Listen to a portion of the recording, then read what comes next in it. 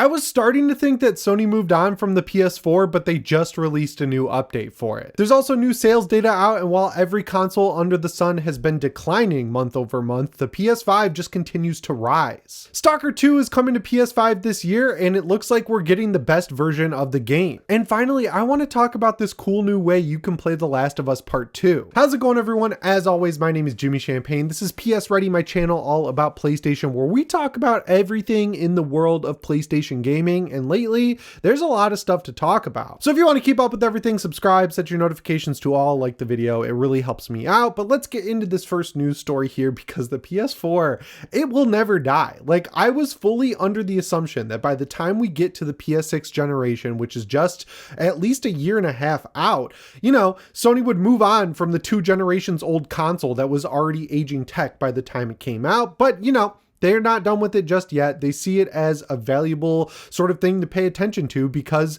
people have been slower this generation about upgrading to the PS5. We'll talk about how that's changing in the next story, but up until now, people have been really hesitant to buy a new console, and why would they? I mean, Sony and everyone else have been training them to continue using their PS4 by releasing games on the PS4, and shockingly, a lot of the games, while they run at very low settings or 30 FPS, are running the games pretty good. So like, if I had a PS4 and I didn't have extra money, I would kind of prioritize other things before upgrading to the PS5. But Sony definitely isn't helping the equation out when they continue to go back and update the PS4. It just got a new firmware update, so if you're on the PS4 still, if you want to stay connected to the PlayStation Network, use the PlayStation Store, actually use any internet related features on your PlayStation 4, you're going to have to update it to use those features going forward.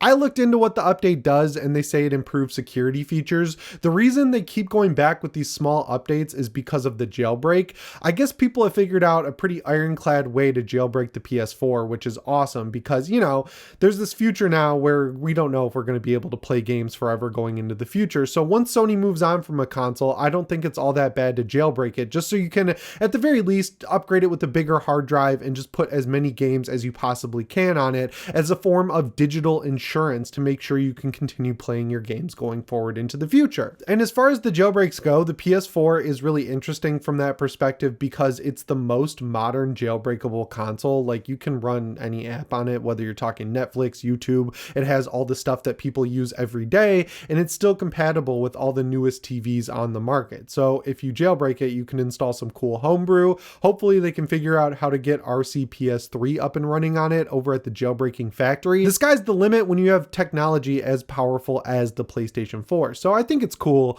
I don't know how good these security updates are for stopping it because it seems like we get a new one every other month. So it seems like the jailbreakers are moving quicker than Sony on that department. But you know, it is weird that Sony continues to keep the thing alive. I just wanted to give a quick PSA for all you PS4 users out there. And I love talking about it because it is really interesting how much longer the PS4 generation has lasted than any other generation that came before it. But yeah, let's talk about sales data. It's always on a 1-month delay, so we just got the May sales data. The #1 selling game in May was, of course, Elden Ring Night Reign, which is awesome because that game blew my mind. I wasn't expecting it to be good. I thought it was going to be an asset flip, like quick turnaround thing. Like, usually when you see developers make a game like that, where they take assets and make something new, they don't put a lot of effort into making a quality product. They're just seeing what they can juice out of what they've already made from the original game. This bucked the trend completely.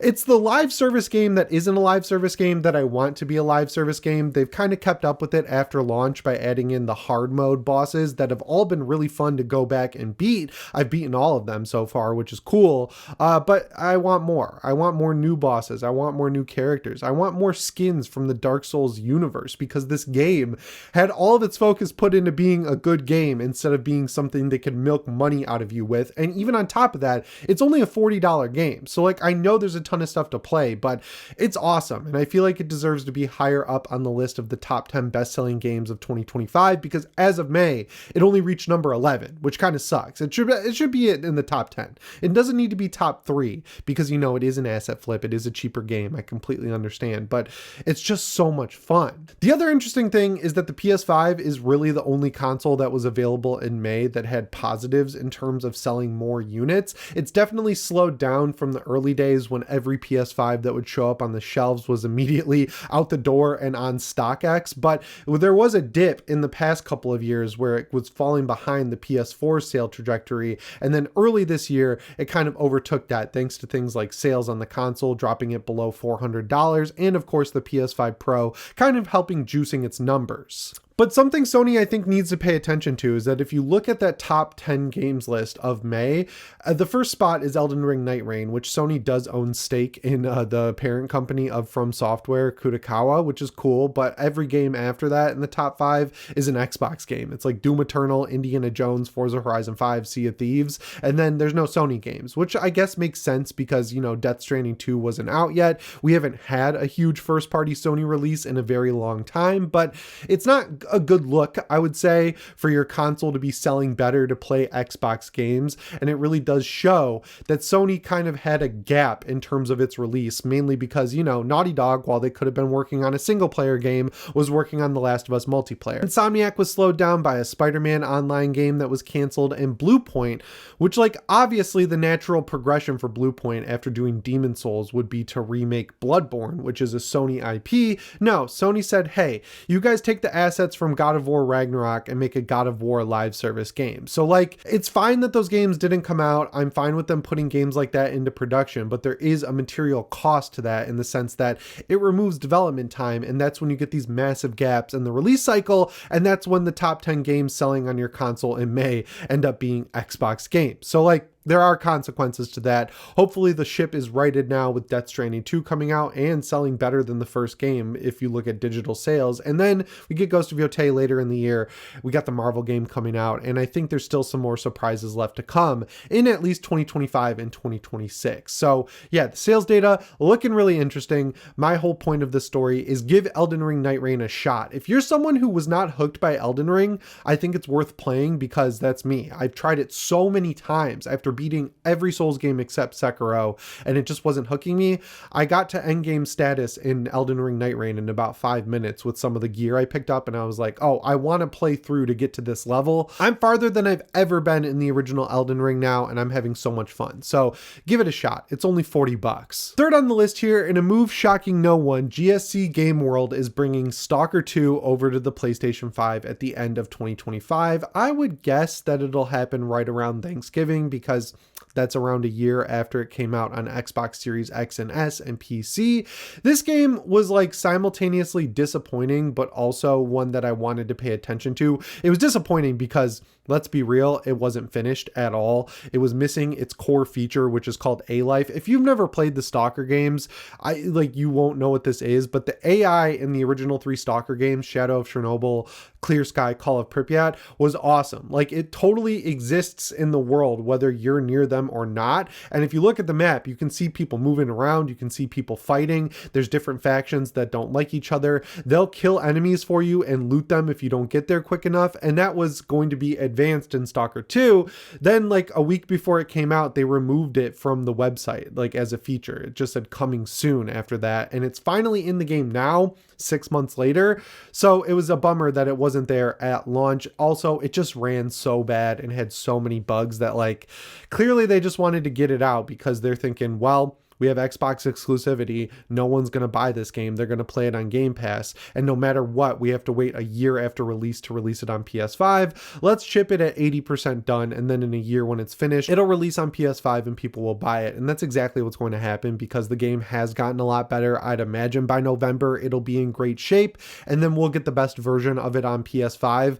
If you've never played Stalker, you should look into it. You can play the original versions, Shadow of Chernobyl, Clear Sky, Call of Pripyat, on the PS5 through the enhanced editions. It's called like the Shadows of the Zone trilogy or something like that. It's a pretty good remake. Unfortunately, the upscaling was expensive on performance, and FSR does a really bad job making things look as clear as they did back when I played it on PC in high school, but it's still cool, and I think it translated well to controller. It seems like Fallout Light on the surface, but it's not really. It's more of a hardcore combat survival sim, and it takes place in Ukraine in the like Chernobyl exclusion zone. It's just a really cool game where if you're interested in, realistic things like, if you're aiming your gun down your sights, you're not going to hit every shot. You might have to use tracer rounds to see where your bullets are going. And like body armor actually makes a difference. It's just a really cool hardcore shooter, open area type game. So you should definitely try out the original versions and see if you like it, because 2 does do a good job advancing on all of that.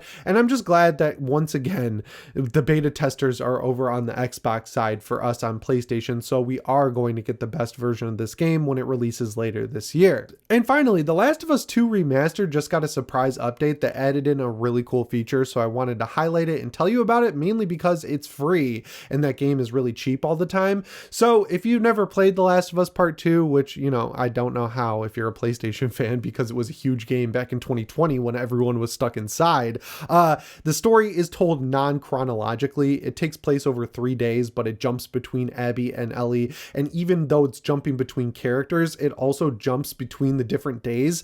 I was never confused by it, mainly because I played the game in like 2 sittings because I was so hooked by it. But I noticed a lot of people who played it over a longer period of time had a little trouble keeping track of what was going on in the timeline of the story. So Naughty Dog turned around and released a free update that lets you replay the game in chronological mode, which honestly is cool. Like, I'd imagine that's a lot of work. It seems like it'd be easy because you're just taking levels and rearranging them, but I'm sure there's little things that get messed up because, the game is a lot of one-take sequences and everything like that. It doesn't break a lot of the immersion, so that's not light work by any stretch of the word. And it's cool, once again, that Nix's is coming in clutch because they did a lot of the work on this game. I like Nix's trajectory. They were basically a port house for games to go from console to PC before Sony bought them, and they've done a lot of that at Sony. But like, even though I'm mad about Helldivers coming to Xbox, it's cool that they have an internal studio to do it so they don't have to pay extra money. It's cool that games that need updates but can't get updates because the studios that made them are busy on their next projects can go get worked on by Nix's and have cool new features come to them, like this new chronological mode update. It really just seems like a massive win all around to have this studio kind of tinkering around with your older games. The thing that made me really want to go back and play this though was, the thing that really makes me want to go back and try this out though is that the no return mode also got an update with new skins from Uncharted 4, which, if you didn't know, Uncharted's like my all-time favorite PlayStation series. I love it. It's so good. I can't believe that at its peak, they stopped it. It's crazy. They could have given it to another studio or something. But on the other hand, teasing Cassie Drake as the next main, I want Nathan Drake. That's all I'm going to say. But anyway, in the no return mode, there's 2 new skins, Sam Drake, Nate Drake. Tommy gets the Sam Drake skin. Joel gets the Nate Drake skin. It's kind of funny that they're both brothers and they're from the same developer, but I kind of want to go back to no return mode. I love those types of modes in these horror games, like the Mercenaries mode in Resident Evil 4. Like, when I'm bored and I'm waiting for a video to export and I'm just twiddling my thumbs, I boot up Resident Evil 4 Remake on my Steam Deck, jump into Mercenaries mode as Hunk, and just clean up in the village map. It's still so addicting and fun. So to see Sony kind of take their game, which is very Resident Evil inspired with The Last of Us, and then give it their own take on the Mercenaries mode, pretty cool. And the fact that they continue to update it with new characters and new skins, what's to be mad about there? So yeah, that brings me to the end of this rare 4-topic video. As always, guys, my name is Jimmy Champagne. I'll see you in the next one. Thanks for watching, and shape on.